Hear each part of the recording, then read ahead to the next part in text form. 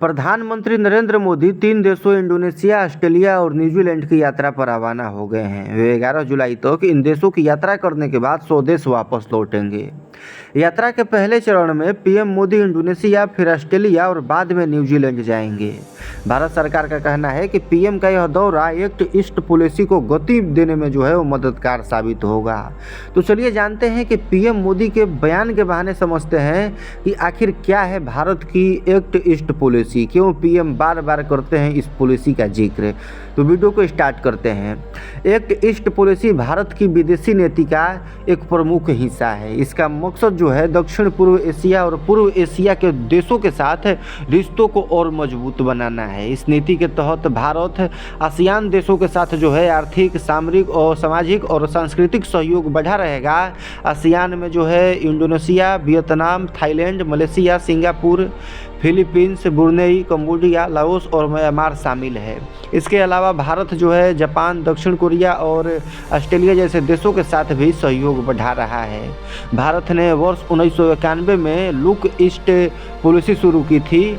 उस समय देश आर्थिक सुधारों के दौर से गुजर रहा था। उद्देश्य था कि एशिया के तेजी से बढ़ते देशों के साथ व्यापार और निवेश बढ़ाया जाए। साल 2014 में प्रधानमंत्री नरेंद्र मोदी की सरकार ने इसे नया रूप दिया। इसका नाम एक्ट ईस्ट पॉलिसी रखा गया। इस बदलाव का मतलब केवल पूर्वी देश की ओर देखना नहीं था। अब भारत उन देशों के साथ सक्रिय रूप से काम करना चाहता था, यानी बात केवल संवाद की नहीं बल्कि ठोस कदम उठाने की थी। प्रधानमंत्री मोदी मानते हैं कि भारत का भविष्य एशिया की तेज आर्थिक वृद्धि से जुड़ा है। अगर भारत पूर्वी देशों के साथ मजबूत संबंध बनाएगा तो व्यापार बढ़ेगा, निवेश आएगा और कई तकनीक का लाभ मिलेगा। इसके साथ ही भारत इंडो पैसिफिक क्षेत्र में अपनी भूमिका भी मजबूत करना चाहता है। यह क्षेत्र आज वैश्विक व्यापार और समुद्री सुरक्षा के लिए बेहद महत्वपूर्ण माना जाता है। इसलिए प्रधानमंत्री अपने विदेश दौरा और अंतर्राष्ट्रीय बैठकों में एक्ट ईस्ट पॉलिसी का बार बार उल्लेख करते हैं। भारत की पूर्वी सीमा कई महत्वपूर्ण देशों से जुड़ी है। पूर्वोत्तर भारत भी इसी क्षेत्र के करीब है। अगर इन देशों के साथ बेहतर सड़क, रेल और जल संपर्क बनता है तो पूर्वोत्तर राज्यों का विकास तेज हो सकता है। इससे वहाँ उद्योग लगेंगे, पर्यटन वो बढ़ेगा और रोजगार के नए अवसर वो बनेंगे। एक्ट ईस्ट पॉलिसी का सबसे बड़ा लाभ व्यापार के क्षेत्र में देखा जा रहा है। भारत अपने उत्पादों को दक्षिण पूर्व एशिया के बड़े बाजारों तक पहुंचाना चाहता है और इन देशों से निवेश भी आकर्षित करना चाहता है। व्यापारिक संबंधों से उद्योगों को नई संभावनाएं मिलती है और इससे आर्थिक विकास को गति मिल सकती है। इस नीति में पूर्वोत्तर भारत की भूमिका बहुत महत्वपूर्ण है। सरकार सड़क, रेल, हवाई और जलमार्ग से संपर्क बढ़ाने पर काम कर रही है। भारत म्यांमार, थाईलैंड त्रिपक्षीय राजमार्ग जैसी परियोजना इसी दिशा में महत्वपूर्ण मानी जाती है और इन परियोजनाओं से पूर्वोत्तर राज्यों का संपर्क अंतर्राष्ट्रीय बाजारों से बढ़ेगा।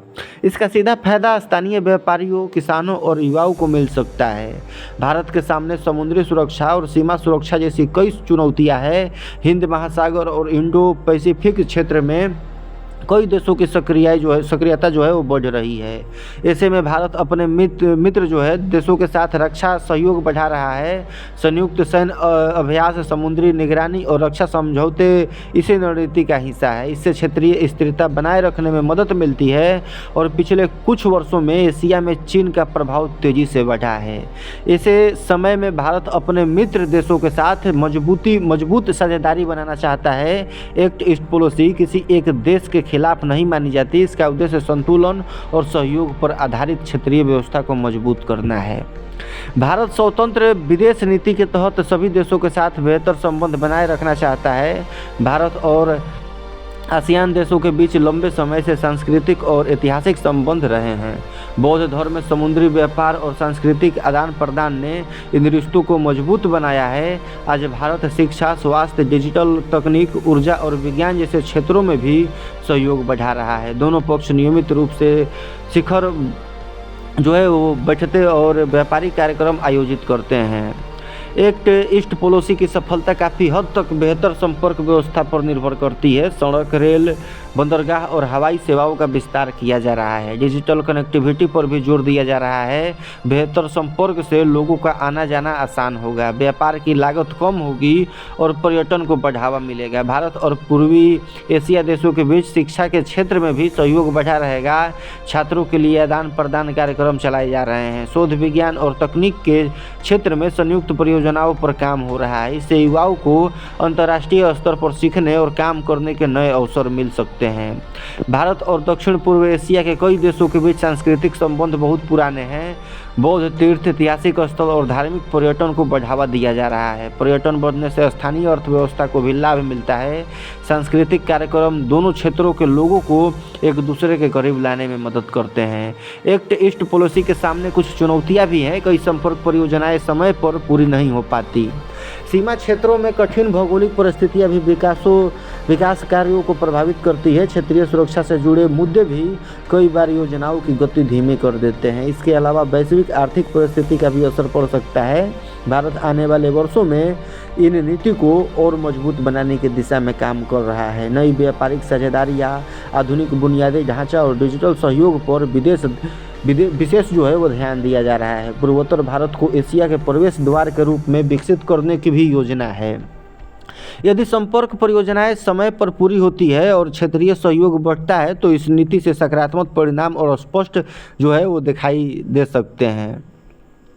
तो अब बात करते हैं प्रधानमंत्री कब कहाँ जाएंगे। तो इंडोनेशिया में 6 से 8 जुलाई तक रहेंगे और ऑस्ट्रेलिया में 8 से 10 जुलाई तक और न्यूजीलैंड में 11 जुलाई तक। तो धन्यवाद दोस्तों, वीडियो कैसा लगा कमेंट बॉक्स में ज़रूर बताइएगा।